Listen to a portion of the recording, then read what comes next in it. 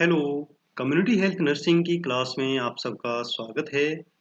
आज हम स्टडी करेंगे आशा और आंगनवाड़ी वर्कर्स के बारे में। ये लेक्चर आप हिंदी में देख रहे हैं। यदि इसी टॉपिक को आपको इंग्लिश में समझना है तो आई बटन पे क्लिक करें। वहाँ से आपको इंग्लिश लेक्चर का लिंक मिलेगा और आप डायरेक्टली चैनल को भी विजिट कर सकते हैं। वहाँ भी आप सर्च कर सकते हैं इस टॉपिक को इंग्लिश में। तो आशा और आंगनवाड़ी वर्कर दोनों ही विलेज लेवल वर्कर हैं जो गांव के ग्रामीण समुदाय को और लोकल कम्युनिटी को स्वास्थ्य सेवाएं प्रदान करते हैं। तो इसमें सबसे पहले हम स्टडी करेंगे आशा के बारे में और फिर आंगनवाड़ी वर्कर के बारे में। आशा क्या है? आशा कार्यक्रम जो है वो राष्ट्रीय ग्रामीण स्वास्थ्य मिशन एनआरएचएम का एक महत्वपूर्ण घटक है, कंपोनेंट है। आशा का फुल फॉर्म होता है एक्रीडिटेड सोशल हेल्थ एक्टिविस्ट, अर्थात मान्यता प्राप्त सामाजिक स्वास्थ्य कार्यकर्ता, जिसको सरकार ने मान्यता दी है उस एक कम्युनिटी में कार्य करने के लिए। और ये कार्य करता है समाज सेवी। आशा समुदाय द्वारा चुनी हुई एक महिला है जो समुदाय की ही निवासी है, यानी उसी लोकल कम्युनिटी की निवासी है, जो स्वास्थ्य देखभाल सेवाओं के लिए लोगों की पहुंच को बेहतर बनाने, स्वास्थ्य देखभाल प्रथाओं और व्यवहार को सक्षम करने के माध्यम से समुदाय की स्वास्थ्य स्थिति में सुधार करने के लिए प्रशिक्षित और समर्पित है। और सामुदायिक स्तर पर स्वास्थ्य देखभाल के प्रावधान के लिए वो आवश्यक भी है, क्योंकि वो स्वास्थ्य विभाग और उस कम्युनिटी के बीच एक लिंक का कार्य करती है और लोगों का उस पर विश्वास भी होता है क्योंकि वो उसी समुदाय से। आशा का सिलेक्शन कैसे होता है? प्रत्येक गांव या 1000 की आबादी के लिए एक आशा का चयन होता है। आशा मुख्य रूप से उसी गांव की निवासी होती है। वह विवाहित महिला, विधवा या तलाकशुदा हो सकती है और उसकी उम्र 25 से 45 वर्ष आयु वर्ग में होनी चाहिए। आशा के पास कम्युनिकेशन स्किल होना चाहिए, यानी बातचीत करना उसे आना चाहिए और उसमें नेतृत्व का गुण और समुदाय तक पहुंच बनाने में सक्षम होना चाहिए। कम से कम वह 8वीं कक्षा तक पढ़ी लिखी हो, ज़्यादा हो तो अच्छी बात है, पर कम से कम इतना होना चाहिए। इस पॉइंट को भी शिथिल किया जा सकता है यदि कोई अन्य कैंडिडेट 8वीं क्लास तक का नहीं मिलता है तो। और ऐसे समूहों को बेहतर सेवा प्रदान करने के लिए जो वंचित आबादी है उनका भी पर्याप्त प्रतिनिधित्व सिलेक्शन के दौरान सुनिश्चित किया जाना चाहिए। आशा को विभिन्न सामुदायिक समूहों, स्वयं सहायता समूहों, आंगनवाड़ी संस्थानों, ब्लॉक नोडल ऑफिसर यानी बीडीओ, जिला नोडल ऑफिसर, ग्राम स्वास्थ्य समिति और ग्राम सभा, सबको इनके मेंबर्स को शामिल करते हुए एक कमेटी बनाई जाएगी और वो कमेटी एक कठोर प्रक्रिया के द्वारा आशा का सिलेक्शन करती है। अब आता है कि आशा का प्रशिक्षण। सिलेक्शन के बाद आशा को प्रशिक्षित किया जाता है, स्वास्थ्य सेवाओं के बारे में बताया जाता है कि किस प्रकार वो स्वास्थ्य सेवाएं प्रदान करेंगी। आशा का जो प्रशिक्षण है वो वयस्कों के सीखने के सिद्धांत पर आधारित होता है, यानी एडल्ट लर्निंग के प्रिंसिपल्स पर आधारित होता है। इस प्रशिक्षण को पूरा करने के बाद आशा अपने अपेक्षित कार्यों और गतिविधियों को प्रभावी ढंग से करने के लिए आवश्यक ज्ञान और कौशल से लैस हो जाती है। प्रशिक्षण पूरे वर्ष चल सकता है। इसमें ज़्यादातर उसी एरिया में ही जो भी नियरेस्ट पीएचसी है वहाँ पर उसको प्रशिक्षण दिया जाता है और 5 स्टेप्स या फेजेस होती हैं और टोटल 23 दिनों की एक्टिविटी ये हो सकती है जो प्रशिक्षण उसको दिया जाएगा। और इस दौरान वो अपने क्षेत्र में काम भी करते रह सकती है, जो भी सीखा उसको अप्लाई कर सकती है।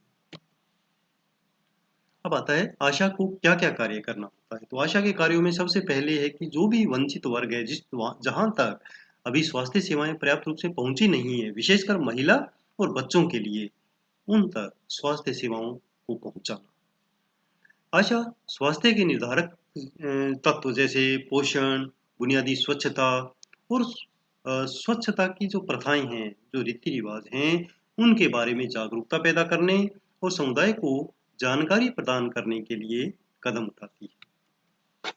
आशा जागरूकता पैदा करने समाज में और मौजूदा स्वास्थ्य सेवाओं और समुदाय जो स्वास्थ्य और परिवार कल्याण की जो सर्विसेज हैं उनके बारे में लोगों में जागरूकता पैदा करने के लिए विशेष कार्य करती है, उनको स्वास्थ्य शिक्षा देती है, बताती है कि ये सेवाएं कहाँ आपको उपलब्ध होती हैं। आशा महिलाओं को जो प्रेग्नेंट लेडीज हैं उनको जन्म की तैयारियों के बारे में बताती हैं कि डिलीवरी कहाँ करवानी है, एक आइडेंटिफाई करना है, एक सेंटर वो आइडेंटिफाई करती हैं, वहाँ रजिस्ट्रेशन करवाती हैं, सुरक्षित प्रसव के महत्व को बताती हैं, स्तनपान और बच्चे के जो पूरक आहार है उसके बारे में भी काउंसलिंग करती हैं, परामर्श प्रदान करती हैं। आशा प्रतिरक्षण, गर्भ निरोधक और सामान्य संक्रमणों की रोकथाम जिसमें प्रजनन पथ संक्रमण या यौन संचारित संक्रमण भी शामिल है, उसे रोकने के लिए मां को आवश्यक परामर्श देती है। वह ग्राम पंचायत की ग्राम सभा और स्वच्छता समिति के साथ मिलकर एक व्यापक ग्राम स्वास्थ्य योजना विकसित करने के लिए कार्य करती है। आशा समुदाय को जुटाती है, यानी उनको मोटिवेट करती है और उन्हें आंगनवाड़ी, उप केंद्र, प्राथमिक स्वास्थ्य केंद्रों में उपलब्ध स्वास्थ्य और स्वास्थ्य संबंधी सेवाओं जैसे कि टीकाकरण, antenatal checkup, postnatal checkup, supplementary nutrition, sanitation की सुविधा और सरकार द्वारा प्रदान की जा रही अन्य सेवाएं पाने में मदद करती है। वह गर्भवती महिलाओं और बच्चों के लिए एस्कॉर्ट या साथ जाने की व्यवस्था करती हैं। जब भी अस्पताल की सेवाओं लेने की या प्राथमिक स्वास्थ्य केंद्र की सेवा लेने की उन्हें जरूरत पड़ती है, तो वह उस महिला के साथ जाती है और उनको पूरी तरह स्वास्थ्य सेवाएं दिलवाती है। आशा छोटी-मोटी बीमारियों जैसे दस्त, बुखार और मामूली चोटों के लिए प्राथमिक उपचार के लिए प्राथमिक चिकित्सा देखभाल या फर्स्ट एड भी करती है। वह आवश्यक दवाओं जैसे ORS, iron folic acid tablets, chloroquine, disposal delivery kit, oral pills और कंडोम आदि के लिए डिपो होल्डर के रूप में भी कार्य करती है। वह राष्ट्रीय क्षय कार्यक्रम यानी टीबी नियंत्रण जो कार्यक्रम है उसके तहत डोट्स प्रोवाइडर के रूप में भी कार्य करती है। वह अपने गांव में जन्म और मृत्यु के बारे में या समुदाय की कोई भी असामान्य घटना के बारे में प्राथमिक स्वास्थ्य केंद्र या उप केंद्र को एएनएम को सूचित करती है। ग्रामीण लेवल पर या विलेज लेवल पर दूसरा जो वर्कर है स्वास्थ्य विभाग या स्वास्थ्य सेवाएं प्रदान करने के लिए स्वास्थ्य से रिलेटेड, वो है anganwadi worker. Anganwadi worker ICDS योजना के तहत कार्य करते हैं। यह योजना 2 अक्टूबर 1975 को शुरू की गई थी और भारत सरकार के प्रमुख कार्यक्रमों में से एक है जो बचपन की देखभाल और विकास के लिए दुनिया के सबसे बड़े और अनोखे कार्यक्रमों में से एक का प्रतिनिधित्व करती है। आंगनवाड़ी वर्कर का सिलेक्शन कैसे होता है? आशा की तरह आंगनवाड़ी वर्कर भी 1000 की आबादी के लिए होती है। आंगनवाड़ी कार्यकर्ता को स्थानीय गांव या कम्युनिटी से सिलेक्ट किया जाता है और उसकी उम्र भी 18 से 44 वर्ष की होनी चाहिए। चयन समिति में जिला समाज कल्याण अधिकारी, बीडीओ, सीडीपीओ, पीएचसी के चिकित्सा अधिकारी शामिल होने चाहिए। आंगनवाड़ी कार्यकर्ता के कार्य, आंगनवाड़ी कार्यकर्ता के बहुत सारे कार्य हैं जो माँ और बच्चे के स्वास्थ्य और डेवलपमेंट से संबंधित है, जिन्हें मुख्य रूप से एक तो 3 से 6 वर्ष तक के जो आयु वर्ग के बच्चे हैं उनको आंगनवाड़ी में गैर औपचारिक प्री स्कूल गतिविधियां वो उसको आयोजित करना और स्थानीय रूप से उपलब्ध भोजन और स्थानीय व्यंजनों के आधार पर मेनू बनाकर 6 वर्ष तक के बच्चों और गर्भवती और जो दूध पिलाने वाली महिलाएं हैं उनके लिए पूरक पोषण आहार भी उनको प्रदान करती है। आंगनवाड़ी कार्यकर्ता समुदाय से सहयोग प्राप्त करती हैं, उनको मोटिवेट करती हैं और जो भी कार्यक्रम चल रहे हैं आईसीडीएस की तरफ से उनमें पार्टिसिपेट करने के लिए लोगों को प्रेरित करती हैं। वह हर महीने प्रत्येक बच्चे का जिसका भी रजिस्ट्रेशन आंगनवाड़ी में हो रखा है उनका वजन करती हैं और वजन को ग्रोथ कार्ड पर रिकॉर्ड करती हैं। उपकेंद्र और पीएचसी आदि में माताओं और बच्चों के मामले में कोई भी उन्हें स्वास्थ्य सेवाएं प्राप्त करनी है तो उनके लिए रेफरल कार्ड का भी उपयोग करती हैं, वो बनाती हैं। आंगनवाड़ी कार्यकर्ता कार्यक्रम के स्वास्थ्य के घटक का क्रियान्वयन जैसे टीकाकरण करना, स्वास्थ्य जांच, प्रसव पूर्व और प्रसवोत्तर जांच आदि में पीएचसी स्टाफ की सहायता करती है। वह आंगनवाड़ी कार्य केंद्र में 2 दवाओं का विशेष रूप से स्टॉक रखती है, जैसे आयरन फोलिक एसिड टैबलेट्स और विटामिन ए, और एएनएम की सहायता करती है इनके डिस्ट्रीब्यूशन में।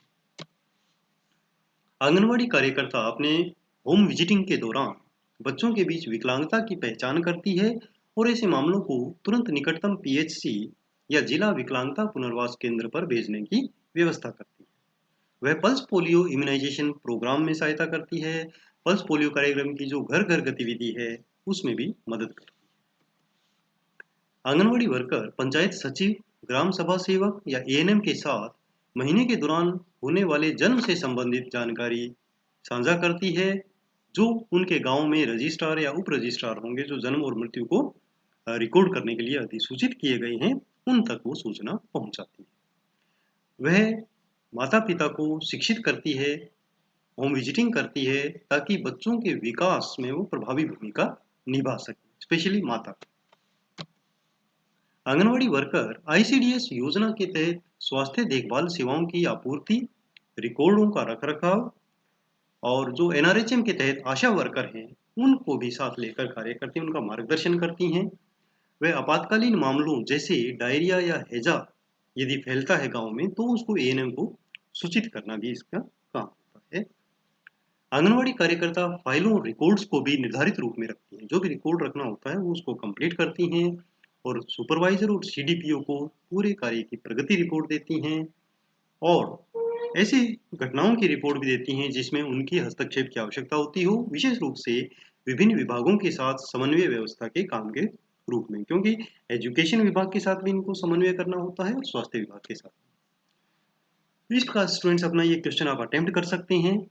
ऐसे ही उपयोगी लेक्चर्स देखने के लिए आप माई स्टूडेंट सपोर्ट सिस्टम को सब्सक्राइब कर सकते हैं, फेसबुक पेज लाइक कर सकते हैं और नोट्स बनाने के लिए mynursingstudents.blogspot.com इसको विजिट करें।